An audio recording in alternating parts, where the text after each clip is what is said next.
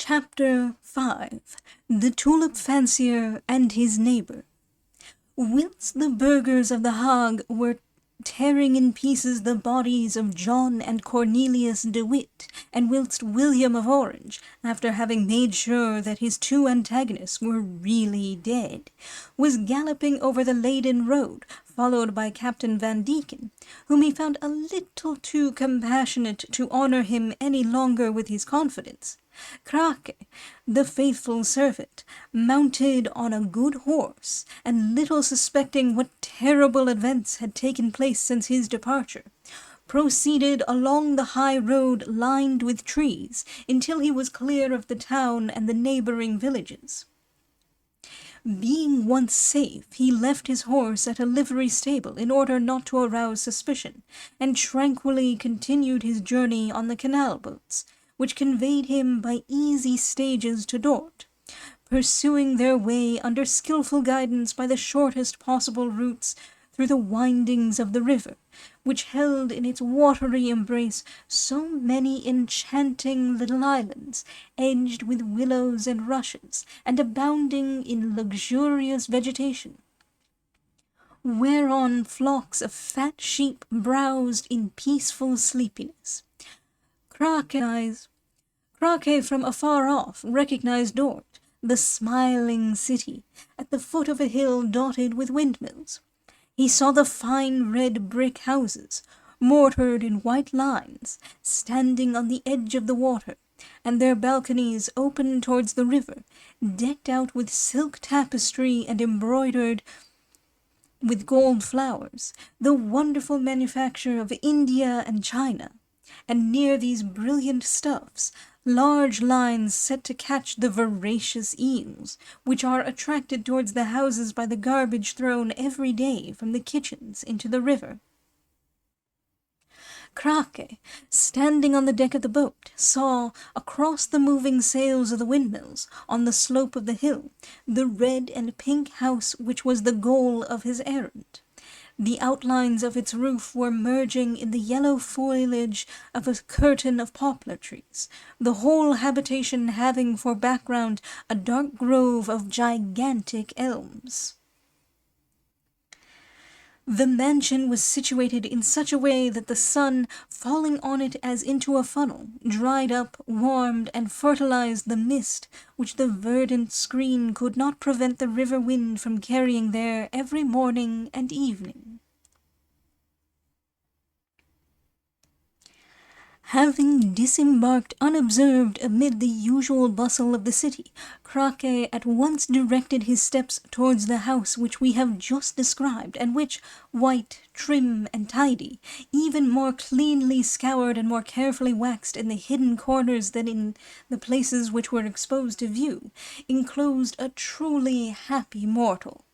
This happy mortal, rara avis, was Dr. Van Baarle, the godson of Cornelius de Witt. He had inhabited the same house ever since his childhood, for it was the house in which his father and grandfather, old established princely merchants of the princely city of Dort, were born. Mynheer Van Baarle, the father, had amassed in the Indian trade 300,000 or 400,000 guilders, which Mynheer Van Baarle, the son, at the death of his dear and worthy parents, found still quite new, although one set of them bore the date of coinage of 1640, and the other that of 1610, a fact which proved that they were guilders of Van Baarle the father and of Van Baarle the grandfather. But we will inform the reader at once that these 300,000 or 400,000 guilders were only the pocket money, or sort of purse, for Cornelius Van Baarle, the hero of this story, as his landed property in the province yielded him an income of about 10,000 guilders a year. When the worthy citizen, the father of Cornelius, passed from time into eternity, 3 months after having buried his wife, who seemed to have departed first to smooth for him the path of death as she had smoothed for him the path of life, he said to his son as he embraced him for the last time, "Eat Drink and spend your money, if you wish to know what life really is. For as to toiling from morn to evening on a wooden stool, or a leathern chair, in a counting-house or a laboratory, that certainly is not living. Your time to die will also come, and if you are not then so fortunate as to have a son, you will let my name grow extinct, and my guilders, which no one has ever fingered but my father, myself, and the coiner, will have the surprise of passing to an unknown master. And least of all imitate the example of your godfather, Cornelius de Witt, who has plunged into politics, the most ungrateful of all careers, and who will certainly come to an untimely end. Having given utterance to this paternal advice, the worthy Mynheer van Baerle died, to the intense grief of his son Cornelius, who cared very little for the guilders, and very much for his father. Cornelius then remained alone in his large house.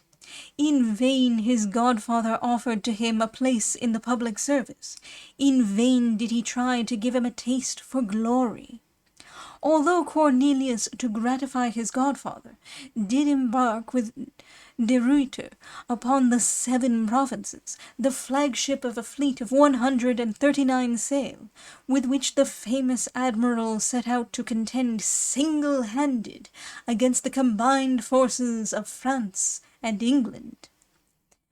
When, guided by the pilot Leger, he had come within musket-shot of the prince, with the Duke of York, the English king's brother, aboard, upon which de Ruyter, his mentor, made so sharp and well-directed an attack, that the Duke, perceiving that his vessel would soon have to strike, made the best of his way aboard the St. Michael.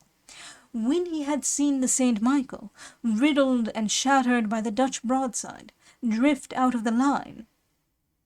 when he had witnessed the sinking of the Earl of Sandwich, and the death by fire or drowning of 400 sailors, when he realized that the result of all this destruction, after 20 ships had been blown to pieces, 3,000 men killed and 5,000 injured, was that nothing was decided, that both sides claimed the victory, that the fighting would soon begin again, and that just one more name, that of Southwold Bay, had been added to the list of battles. When he had estimated how much time is lost simply in shutting his eyes and ears by a man who likes to use his reflective powers, even while his fellow creatures are cannonading one another, Cornelius bade farewell to de Ruyter, to Ruart de Pulten, and to glory, kissed the knees of the Grand Pensionary, for whom he entertained the deepest veneration, and retired to his house at Dort, rich in his well-earned repose, his 28 years, an iron constitution and keen perceptions, and his capital of more than 400,000 of florins and income of 10,000, convinced that a man is always endowed by heaven with too much for his own happiness, and just enough to make him miserable.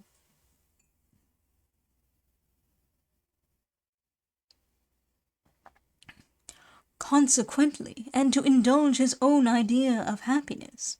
Cornelius began to be interested in the study of plants and insects, collected and classified the flora of all the Dutch islands, arranged the whole entomology of the province, on which he wrote a treatise, with plates drawn by his own hands, and at last, being at a loss what to do with his time, and especially with his money, which went on accumulating at a most alarming rate, he took it into his head to select for himself, from all the follies of his country and of his age, one of the most elegant and expensive. He became a tulip fancier. It was the time when the Dutch and the Portuguese, rivaling each other in this branch of horticulture, had begun to worship that flower, and to make more of a cult of it than ever naturalists dared to make of the human race, for fear of arousing the jealousy of God. Soon people from Dort to Mons began to talk of Mynheer van Baerle's tulips, and his beds, pits, drying rooms, and drawers of bulbs were visited, as the galleries and libraries of Alexandria were by illustrious Roman travellers. Van Barla began by expending his yearly revenue in laying the groundwork of his collection, after which he broke in upon his new gilders to bring it to perfection.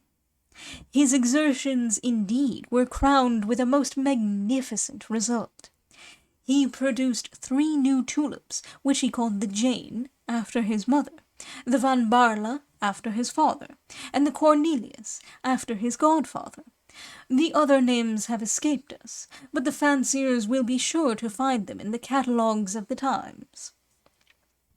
In the beginning of the year 1672, Cornelius de Witt came to Dort for 3 months to live at his old family mansion, for not only was he born in that city, but his family had been resident there for centuries.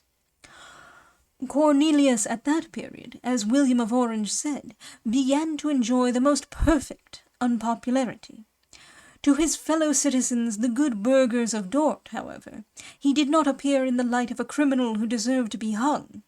It is true, they did not particularly like his somewhat austere republicanism, but they were proud of his valour, and when he made his entrance into their town, the cup of honour was offered to him, readily enough, in the name of the city. After having thanked his fellow citizens, Cornelius proceeded to his old paternal house, and gave directions for some repairs, which he wished to have executed before the arrival of his wife and children, and thence he wended his way to the house of his godson, who perhaps was the only person in Dort as yet unacquainted with the presence of Cornelius in the town. In the same degree as Cornelius de Witt had excited the hatred of the people by sowing those evil seeds which are called political passions, Van Barla had gained the affections of his fellow citizens by completely shunning the pursuit of politics, absorbed as he was in the peaceful pursuit of cultivating tulips. Van Barla was truly beloved by his servants and labourers, nor had he any conception that there was in this world a man who wished ill to another. And yet it must be said, to the disgrace of mankind, that Cornelius Van Barla, without being aware of the fact, had a much more ferocious, fierce, and implacable enemy than the Grand Pensionary and his brother had among the Orange party, who were most hostile to the devoted brothers, who had never been sundered by the least misunderstanding during their lives, and by their mutual devotion in the face of death made sure the existence of their brotherly affection beyond the grave.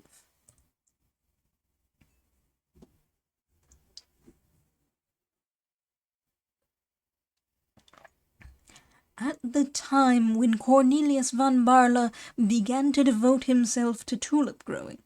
expending on this hobby his yearly revenue and the guilders of his father, there was at Dort, living next door to him, a citizen of the name of Isaac Boxtel, who from the age when he was able to think for himself had indulged the same fancy,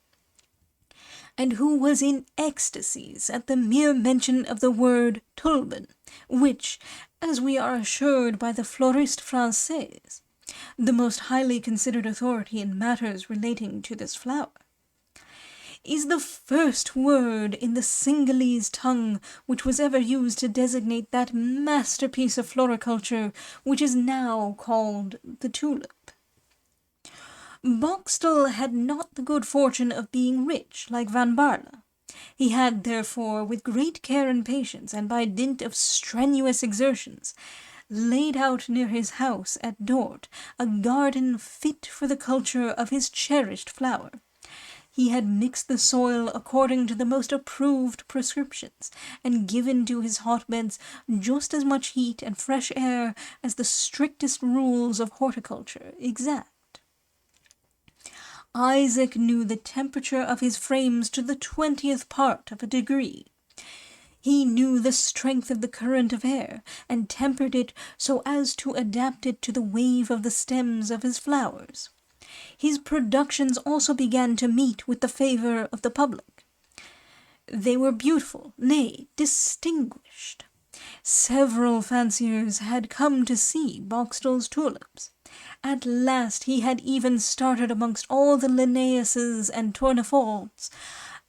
a tulip which bore his name, and which, after having travelled all through France, had found its way into Spain, and penetrated as far as Portugal. And the king Don Alfonso VI, who being expelled from Lisbon had retired to the island of Terceira,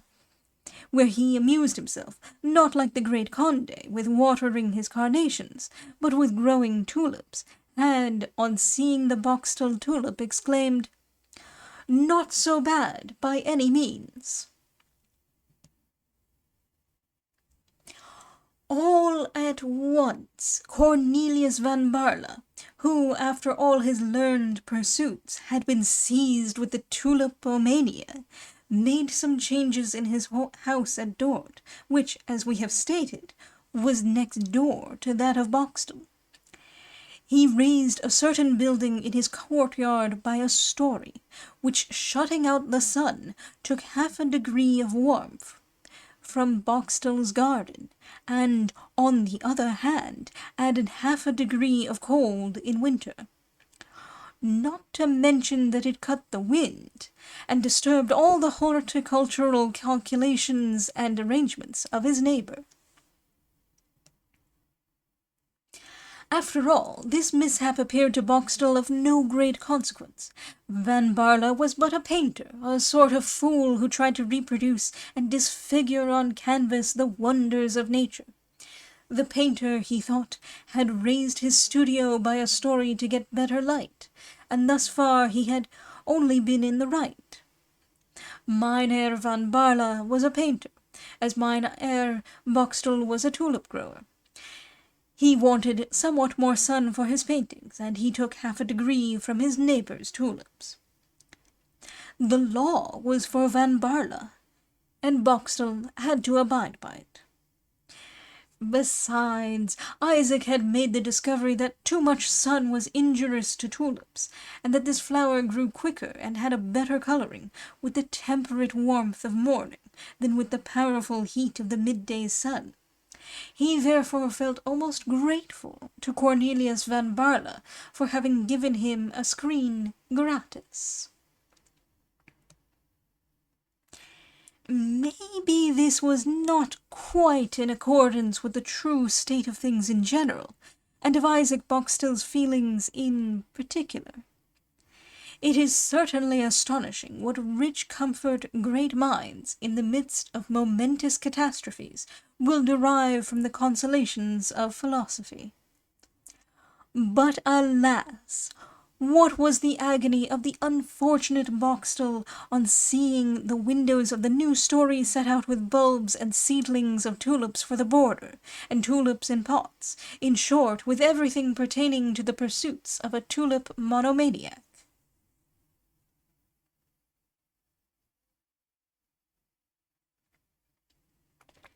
There were bundles of labels, cupboards, and drawers with compartments, and wire guards for the cupboards, to allow free access to the air whilst keeping out slugs, mice, dormice, and rats, all of them very curious fanciers of tulips at 2,000 francs a bulb. Boxtel was quite amazed when he saw all this apparatus, but he was not as yet aware of the full extent of his misfortune. Van Barle was known to be fond of everything that pleases the eye. He studied nature in all her aspects for the benefit of his paintings, which were as minutely finished as those of Gerard Dow, his master, and of Mieris, his friend. Was it not possible that, having to paint the interior of a tulip grower's, he had collected in his new studio all the accessories of decoration?